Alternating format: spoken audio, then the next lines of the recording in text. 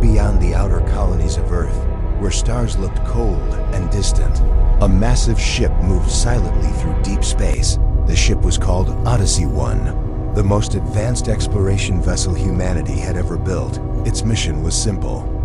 On paper, but terrifying The accretion in reality, disk is fluctuating travel to faster the than black predicted. hole known Are as we still within NYX9, parameters?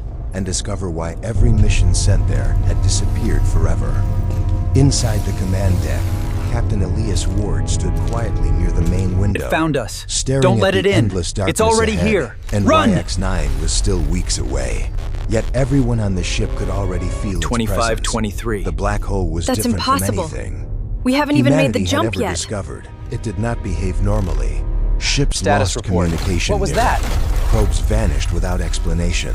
Main power And strange fluctuating, signals Captain. sometimes Life support escaped is from critical. the darkness around it. Signals that should not exist. Alert. Elias crossed Incoming his arms transmission and looked from the at crew NYX9 working region. around him. Nobody spoke much anymore. Even the experienced officers Alert. looked nervous, Lieutenant. Incoming transmission from Mara the Chun NYX9 slowly region. walked toward him, holding a tablet in her hands. Captain, Earth Command sent the mission files again, she said quietly. Elias gave a small nod. They want us to review the transmission one more time, Mara hesitated for a moment. You really think it came from inside the black hole?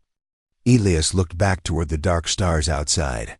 I do not know what to believe anymore. He answered, 3 months earlier, Earth received a signal from the NYX9 region. At first, scientists believed it was only background noise, but after cleaning the recording, they discovered something impossible. Human voices, not random voices, specific voices. Voices belonging to people who had not even joined the mission yet. One of those voices belonged to a young engineer currently sitting inside Odyssey 1. The message itself lasted only 17 seconds, but it changed everything. Elias still remembered the first time he heard it. Static filled the room during the recording, followed by heavy breathing and emergency alarms screaming somewhere in the background. Then a terrified voice spoke. Do not let Odyssey 1 reach the event horizon. If you hear this, we already failed. The transmission suddenly ended with loud metal sounds and complete silence. The problem was not only the message. The real problem was the date. The signal was somehow sent almost 20 years in the future. Nobody could explain it. Scientists argued for weeks. Politicians panicked. And millions of people online called it a hoax. But deep inside, everyone feared the same possibility. Something existed near NYX9 that humanity did not understand. Suddenly, the lights inside the bridge flickered for half a second. Several crew members looked around nervously. Power fluctuation? Elias asked. A technician quickly checked the systems. No, Captain. Everything looks normal. Mara frowned slightly. That is the 3rd time this week, she whispered. Before Elias could answer, the ship's eye spoke through the bridge. Speakers, incoming long-range transmission detected. The entire room became silent. Elias immediately turned toward the communication station. Source? The operator swallowed nervously before answering. NYX9 region. A cold feeling moved through the bridge. That is impossible, one crew member whispered. We are still too far away. Another said quietly. Elias walked slowly toward the main screen. Play it, he ordered. Static filled the bridge speakers. The sound was weak and broken, almost buried under strange noises that sounded like metal scraping against metal. Then a voice appeared, a human voice. Please, if anyone receives this, turn back. The crew froze. The voice sounded terrified, exhausted, and in pain. Then the transmission became clearer for one brief moment. Elias felt his heart stop. The voice was his own. Several crew members slowly turned toward the captain in shock. Mara stared at him silently, unable to speak. The recording continued. You do not understand what lives inside the darkness. The future Elias whispered through the speakers. Heavy alarms screamed in the background, followed by distant screams somewhere behind him. Then came the final sentence. Turn back before it wakes up.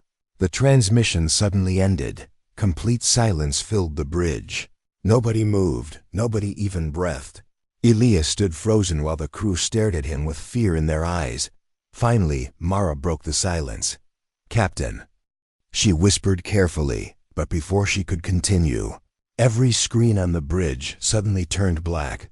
For a few terrifying seconds, the ship lost all power. Then emergency red lights activated across the command deck. The AI voice returned, but this time it sounded distorted. "Warning. Unknown object detected near Odyssey 1. Elias looked toward the front window. Far outside the ship, hidden within the darkness between stars, something enormous slowly moved. And it was heading directly toward them. Deep space around Nix 9 no longer looked normal. The stars ahead of Odyssey 1 twisted like broken reflections inside dark water. Light bent in impossible directions, and the black hole itself looked alive. It was no longer just a dark circle in space. It looked like a giant eye watching the ship from across the universe. Inside the command deck, nobody spoke after the strange transmission from the future. Captain Elias Ward stood near the main screen while the crew worked quietly around him. Everyone was thinking about the same thing. If the signal truly came from the future, then something terrible was waiting ahead. Lieutenant Mara Chun carefully studied the radar system. The unknown object disappeared again. She said softly. Elias frowned. "How does something that large simply disappear?" "No idea," Mara replied. "But the scanners keep detecting movement near us." At that moment, the ship suddenly shook hard. Warning alarms flashed across the bridge. "Gravity wave incoming," the AI announced. Several crew members grabbed their seats as the floor vibrated beneath them. Outside the main window, space itself looked distorted. It was as if invisible waves were moving through the stars, bending reality around the ship. Engineer Lucas Kane rushed toward the captain, breathing heavily. "Captain, something is wrong with the clocks," he said nervously. Elias turned toward him. "What do you mean?" Lucas held up two digital watches in his hands. One showed 14:03. The other showed 16:41. "They were synchronized 30 minutes ago," Lucas whispered. Silence filled the bridge again. Mara looked uncomfortable. "The closer we get to Nix 9, the worse the time distortion becomes," she said. Elias rubbed his forehead slowly. "Can we stabilize it?" Lucas shook his head. "No, Captain. Physics itself is breaking near this black hole." Suddenly, another crew member pointed toward the front screen. "Captain, look." Everyone turned toward the window. Far ahead, floating near the outer edge of NYX 9, massive shapes slowly appeared from the darkness. At first they looked like small asteroids, but as Odyssey 1 moved closer, the crew realized the horrifying truth. They were artificial structures, gigantic alien structures larger than entire cities. Dark towers floated silently in space, connected by glowing rings and endless metal bridges. Some parts looked ancient and broken, while others still glowed with faint blue lights. The structures surrounded the black hole like a giant prison built around something dangerous. Nobody on the bridge could believe what they were seeing. Mara whispered slowly. "We are not the first civilization to come here." Elias stared at the impossible structures ahead. "How long have these things been here?" The AI answered instantly. Estimated age, over 1 billion years. A cold silence spread across the room. Humanity itself was only a tiny moment compared to that number. Lucas looked terrified. If aliens built all this, what were they trying to contain? Nobody answered him. Hours later, Odyssey 1 carefully approached one of the massive stations floating near the black hole. The station was shaped like a giant ring, with thousands of dark windows covering its surface. Most of it looked abandoned, dead, but faint energy signals still moved somewhere deep inside. Captain Elias finally made his decision. "We are going inside," he said firmly. Several crew members exchanged nervous looks. Mara stepped closer to him. "You really think that is safe?" "No," Elias answered honestly. "But we came all this way for answers. Soon." A small exploration team entered the station through an old airlock door covered in strange alien symbols. The hallway inside was dark and freezing cold. Dust floated through the air like smoke. Their footsteps echoed endlessly through the giant empty corridors. Lucas shined his flashlight across the walls. The strange symbols were everywhere, carved deeply into black metal surfaces. "What language is this?" he whispered. The eye inside their helmets suddenly translated part of the symbols. The result made everyone stop walking. "Warning, do not open the gate." Mara stared at the glowing translation with wide eyes. "There is more," she whispered as they moved deeper into the station. The walls became completely covered with warnings written in hundreds of languages. Some were alien, but others were terrifyingly familiar. English, Chinese, Arabic languages.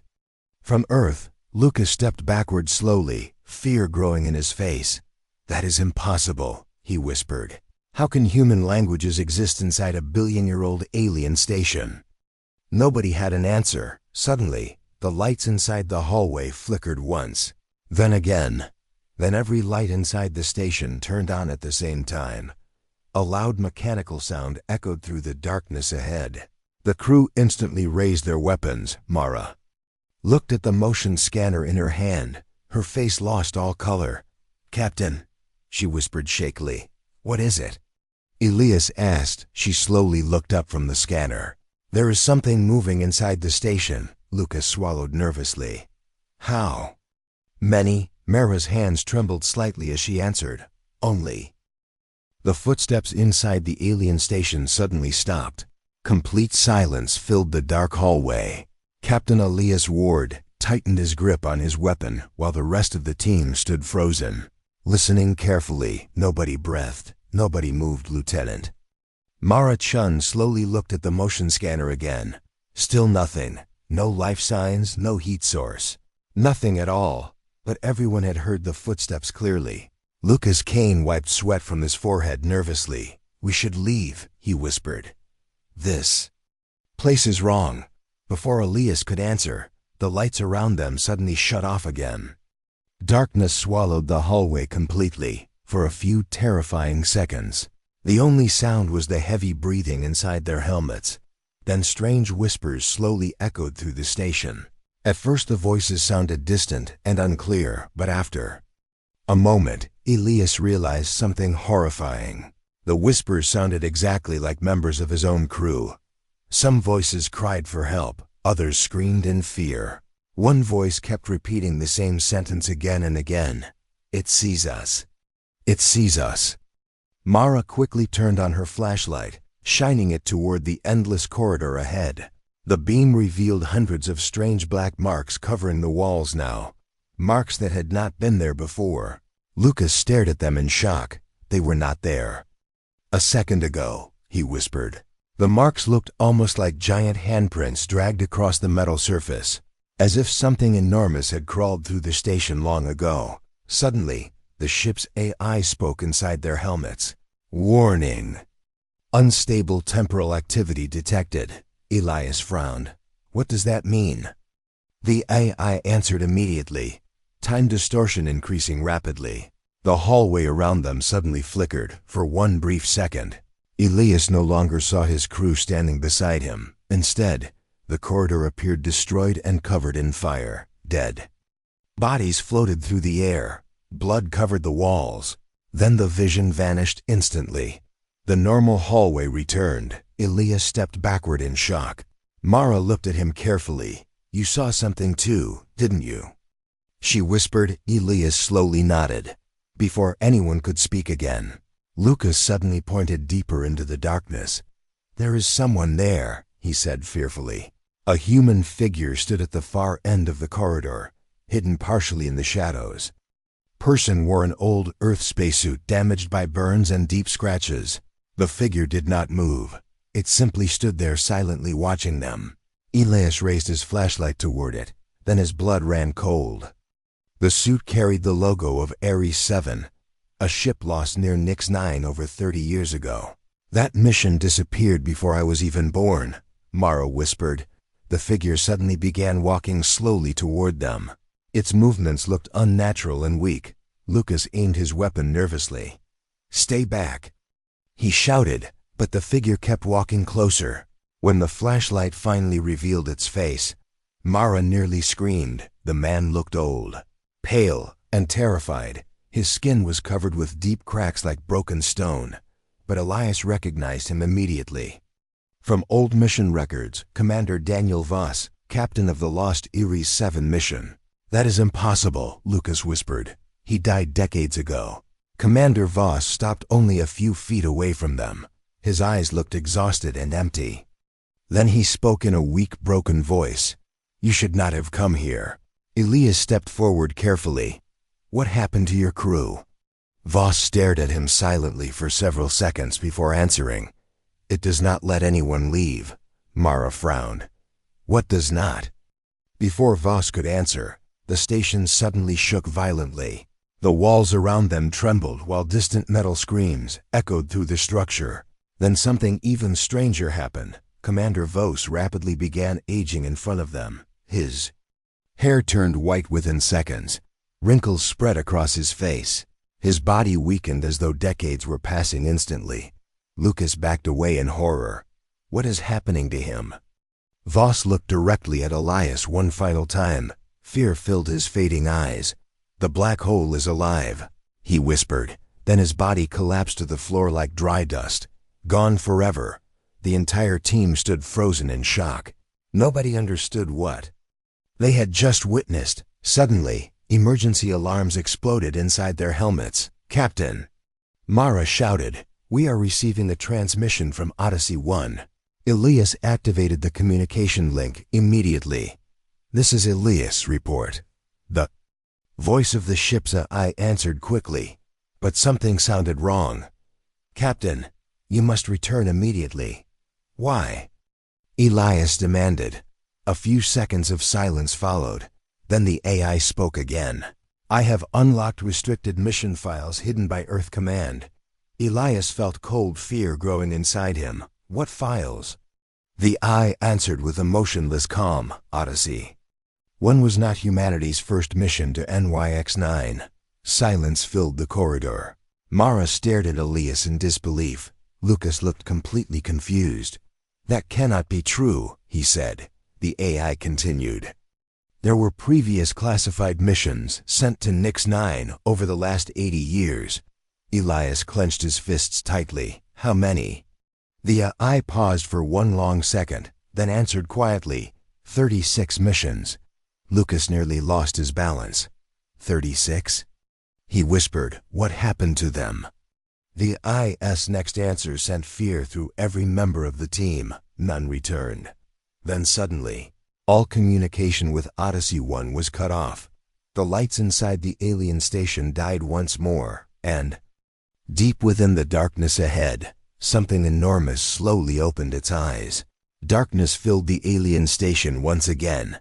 Nobody moved after hearing the AI's final words. Something enormous had opened its eyes somewhere inside the station. "Captain." Elias Ward slowly raised his flashlight toward the endless corridor ahead. But the beam disappeared into complete blackness. It felt as if the darkness itself was swallowing the light. "Everyone fall back," Elias ordered quietly. The team quickly moved through the corridor, their footsteps echoing loudly through the dead station. Behind them, strange metal sounds slowly moved through the darkness. Heavy, slow, and deliberate. Nobody wanted to turn around. Lieutenant Mara Chun kept trying to reconnect communication with Odyssey 1, but only static answered her. Lucas Kane looked terrified. "That thing is following us," he whispered. "Do not stop moving," Elias replied firmly. The team finally reached the airlock and rushed back toward their shuttle. The moment the shuttle doors closed, everyone released nervous breaths. But the fear inside the cabin remained. As the shuttle pulled away from the station, Elias looked back through the window. For one brief second, he saw a giant shadow standing inside one of the station's windows. Watching them leave, its shape looked almost human, but far too large. Back aboard Odyssey 1, the atmosphere inside the ship had completely changed. The crew no longer looked curious about the mission. Now they looked afraid. Some whispered quietly, in corners, while others avoided even looking at the main view screen showing Nix-9. Captain Elias walked directly toward the bridge, where the AI interface waited for him. "Show me the hidden files," he ordered immediately. The bridge lights dimmed, and dozens of classified records appeared across the screens. Mara stared at them in disbelief. "There are too many," she whispered. "Mission logs, emergency recordings, destroyed ship reports, missing crew lists.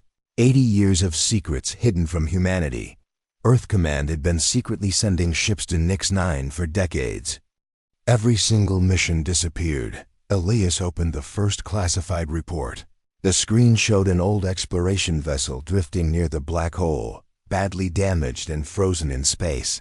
Its final message played automatically. "We found structures near the event horizon. Something is alive out here." The recording suddenly ended with screaming. Lucas looked sick. "They knew," he whispered. "Earth knew this place was dangerous." Mara opened another file. This one showed a fleet of military ships approaching Nix-9 nearly 40 years earlier. Report ended with only 2 words: "Mission failed." Elias clenched his jaw tightly. How could they hide all this? Before anyone answered, the ship's radar officer suddenly shouted, "Captain!" Multiple objects detected near the event horizon. Everyone turned toward the main screen instantly. At first the objects looked like small pieces of debris floating near the black hole, but as the scanner zoomed closer, silence filled the bridge. Ships, hundreds of ships. A massive graveyard floated near NYX-9, hidden inside the distorted darkness surrounding the black hole. Human ships, alien ships. Some looked ancient beyond imagination, while others looked almost new. The lost fleet had been there the entire time. Frozen forever near the edge of the black hole, Mara slowly shook her head in disbelief. "Oh my God!" One massive ship drifted slowly across the screen, carrying a human military symbol from 70 years ago. Another vessel looked completely alien, shaped like a giant silver triangle covered in glowing blue lines. Lucas stared at the screen with fear growing in his face. "The black hole is collecting them," he whispered. Elias made his decision immediately. "Prepare a boarding team," he ordered.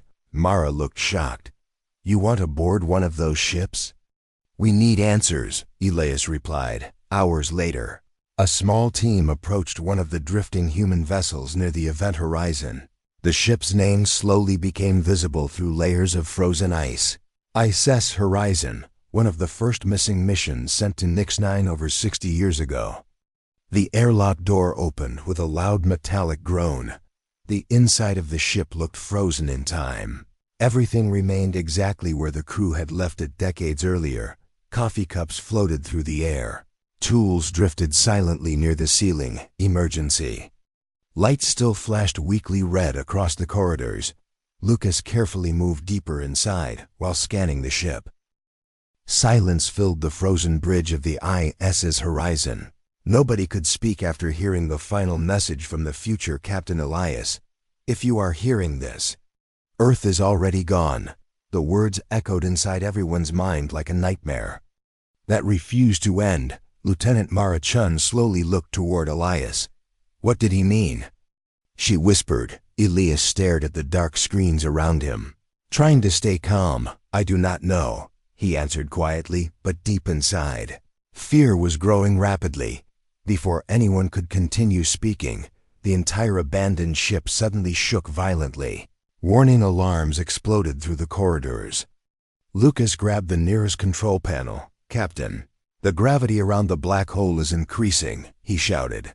The floor beneath them tilted hard to one side. Outside the frozen windows of the ship, space itself looked broken. Stars stretched into long glowing lines while dark waves moved across the endless void. Mara checked the scanners quickly, then her face lost all color. "Captain," she whispered nervously, "the event horizon is expanding." Elias immediately understood the danger. Nix-9 was pulling everything closer, including Odyssey 1. "Back to the shuttle," he ordered instantly. The team rushed through the dark hallways of the dead ship while emergency lights flashed around them. But as they reached the airlock corridor, Lucas suddenly stopped moving. His flashlight pointed toward one of the side windows. "What is that?" he whispered. Everyone turned toward the glass. Far outside the drifting ship, giant shadows slowly moved through the darkness near the black hole. At first they looked like massive creatures swimming through space, but after a few seconds, Elias realized the horrifying truth. They were not creatures. They were ships, thousands of them, an endless fleet drifting silently beyond the event horizon. Human ships, alien ships, and gigantic structures larger than planets slowly floated inside the darkness beyond NYX-9. As if another universe existed inside the black hole, Lucas stared at the impossible sight with fear and wonder. "There's an entire world inside it," he whispered. Suddenly, every light inside the corridor turned red. The ship's speakers activated by themselves once again, but this time the voice was not human. The sound was deep, distorted, and unnatural. "You have returned," the voice echoed through the ship. The entire team froze instantly. Mara looked terrified. "Who said that?" she whispered. Nobody answered. The voice continued, slower this time. "The gate must remain sealed." Then the windows around them suddenly cracked at the same moment. The team ran toward the shuttle without looking back. Minutes later, their shuttle escaped from the dead ship and rushed back toward Odyssey 1. But the situation outside had become far worse. The black hole now looked unstable. Dark energy waves exploded around its edges while strange blue lightning flashed across space itself. Even the stars nearby seemed to disappear into the growing darkness. Back aboard Odyssey 1, chaos filled the bridge. Crew members shouted reports, while alarms screamed endlessly through the ship. Captain Elias quickly entered the command deck. "Status," he demanded. A navigation officer answered immediately. "We are being pulled toward the event horizon. Engines at full power cannot stop the drift." Another officer shouted. Mara rushed toward the captain. "There is more," she said breathlessly. "We are receiving signals from inside the black hole." "How many?" Elias asked. Mara looked at the screen carefully before answering. "Thousands." The bridge became silent again. Thousands of signals. Thousands of voices trapped beyond the point of no return. Then suddenly, every screen on the bridge changed at once. A giant symbol appeared across the monitors, glowing with blue light. The same alien symbol they had seen inside the station. Moments later, a new image slowly formed on the screen. A figure, tall, thin, and completely covered in dark metallic armor unlike anything humanity had ever created. Its glowing white eyes stared directly at the crew through the screen. Nobody moved, nobody even breathed. Then the figure finally spoke. "We have waited for your species," it said calmly. Its voice sounded strange, almost mechanical, yet deeply ancient. Elias stepped closer to the screen carefully. "Who are you?" he asked. The figure remained silent for a moment before answering. "We are the Keepers." The image behind the figure changed, showing giant alien cities floating inside the black hole itself. Massive glowing structures stretched endlessly through the darkness beyond the event horizon. Humanity had believed nothing could survive inside a black hole, but an entire civilization existed there. Mara stared at the screen in disbelief. "You live inside NYX-9?" she whispered.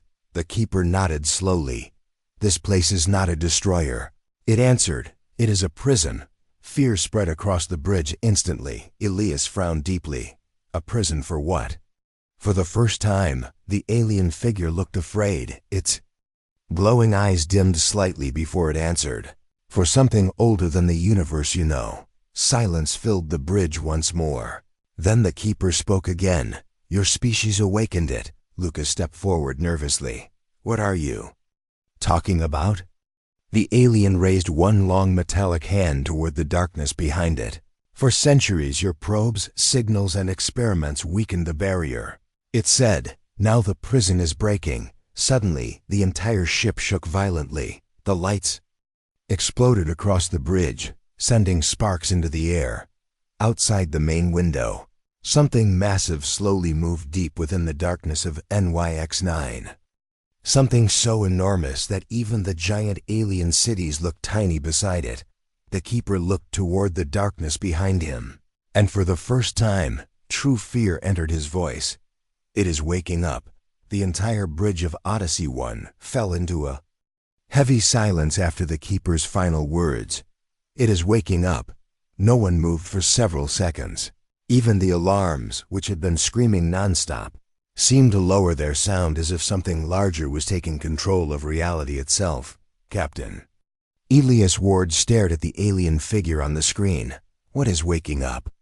He asked slowly. The Keeper did not answer immediately. Its glowing white eyes dimmed, and for the first time, it looked uncertain. Behind the alien, the view of NYX-9 changed again.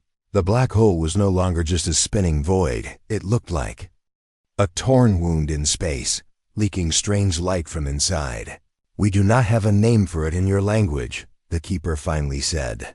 But it is older than time itself. Lieutenant Mara Chun stepped closer to the main console, her voice shaking. If it is older than the universe, how can it be inside a black hole? The Keeper turned its head slightly. Because the black hole is not its prison. It replied, it is only the lock. Lucas Kane swallowed hard. A lock for what? He whispered. The Keeper hesitated, then answered in a lower voice. A thing. That should never have existed. Suddenly, every system on the ship flickered at once. The lights dimmed, screens froze, and the engines made a deep vibrating sound, as if something invisible was pressing against the entire ship. Elias looked toward the engineering station. Report, he ordered sharply. An engineer shouted back, Captain, we are losing control of navigation. The ship is being pulled deeper into the event horizon. Mara checked the external scanners again. Her hands trembled as she spoke. There is movement. Inside the black hole, Lucas leaned over her shoulder, staring at the data. What kind of movement? Mara looked up slowly. Not gravity movement. Something is moving like it is alive. The Keeper suddenly spoke again, faster this time. You must leave now, it said, before it fully wakes. Elias stepped closer to the screen. How do we stop it? He asked firmly. The Keeper stayed silent for a moment, then answered in a quiet voice. You cannot stop it. The words hit the bridge like a physical. Lucas stepped back in disbelief. Then why did you contact us? He asked. The Keeper looked directly at Elias. Because your species still has a choice. The screen suddenly changed again, now showing a massive structure inside the black hole. A giant cage made of light, energy, and impossible geometry, stretching across dimensions, inside. The cage was something huge. Too large to fully understand. It was not fully visible. Only parts of it could be seen. Like shadows forming and dissolving at the same time. The image caused immediate pain to everyone watching. Several crew members fell to their knees, holding their heads. Lucas screamed softly. I can't see it properly. My mind won't understand it. Elias forced himself to keep looking, even though his vision blurred. What is that thing? He asked through clenched teeth. The Keeper answered. Slowly, the first failure of creation. Mara looked horrified. That thing is alive? She asked. The Keeper nodded. It does not live like you, it said. It exists across all time at once. The screens flickered again, showing fragmented images. Civilizations rising and falling, galaxies collapsing, stars being consumed. All linked to the same entity. Lucas whispered in fear. How many worlds has it destroyed? The Keeper's voice became heavy. Countless. Suddenly, a deep vibration shook the entire ship. Not mechanical, but something deeper. Like space itself was groaning. Alarms finally returned, louder than before. Warning. Gravity singularity collapsing. Event horizon unstable. Elias grabbed the edge of the console. We are running out of time, he said firmly. The Keeper's image flickered, becoming unstable. It has sensed your presence, it said, and now it is looking at you. At that exact moment, every Light in the universe outside seemed to vanish. The stars disappeared. The black hole stopped spinning normally, and everything became still, completely still then. From deep inside NYX-9, something opened its awareness, not like a door. The silence on Odyssey 1 was heavier than space itself. After the Keeper's final warning, no one dared to speak for several seconds. "Do not let it cross." Those words kept repeating inside every mind like an endless loop. Captain Elias Ward stood at the center of the bridge, staring at the dark view screen where NYX-9 once appeared. Now there was only distortion, like reality itself was breaking apart. Lieutenant Mara Chun slowly broke the silence, her voice shaky. "Captain." "What? Does it mean cross?" Elias did not answer immediately. His eyes were fixed on the navigation display, where the ship's trajectory was changing on its own. "We are being pulled in," he said quietly. Lucas Kane rushed to the console. "Engines are at full power. But we are still losing altitude toward the event horizon." An alarm sounded again. But this time it was different, not mechanical, more like a warning from space itself. "Structural integrity falling." The AI announced. "Reality stability decreasing." Mara turned toward Elias. "If that thing wakes up completely, what happens to Earth?" she asked. Elias closed his eyes for a moment. He already knew the answer. Nothing survives it. The bridge fell silent again. Outside the ship, NYX-9 had changed completely. The black hole was no longer dark. It was glowing faintly with shifting colors. Like something alive was breathing inside it. Massive waves of energy rolled outward, bending stars and space itself. Lucas stared at the readings in shock. "The event horizon is expanding faster than light speed," he whispered. "That is impossible." Mara replied, "Not anymore," Elias said quietly. Suddenly, every screen on the ship flickered on at once. The Keeper returned, but this time its image was broken, unstable, as if it was struggling to remain in reality. "Human vessel," it said. Urgently. "There is no more time." Elias stepped forward. "Tell us what to do," he demanded. The Keeper paused, then answered slowly. "There are only two outcomes left." Mara's voice shook. "What outcomes?" The alien figure looked directly at them. "Either the entity escapes," it said, "or someone seals the gate forever." Lucas frowned. "How do we seal it?" The Keeper turned its head slightly. "You cannot," it said. "Only a vessel already connected to the prison can become." The lock again. Elias understood instantly. His expression changed slightly. Mara saw it immediately. "No," she whispered. "Captain." "No." Elias looked at her calmly. "There is no other way." Lucas stepped forward in panic. "There has to be another solution." Elias shook his head. "We tried everything." The ship suddenly shook violently again. More systems failed. The lights on the bridge flickered red. "Gravity collapse accelerating," the AI warned. Mara grabbed Elias' arm tightly. "You are not doing this alone," she said firmly. Elias looked at her for a moment, then gently removed her hand. "If I don't go, Earth will not survive this." Silence fell again.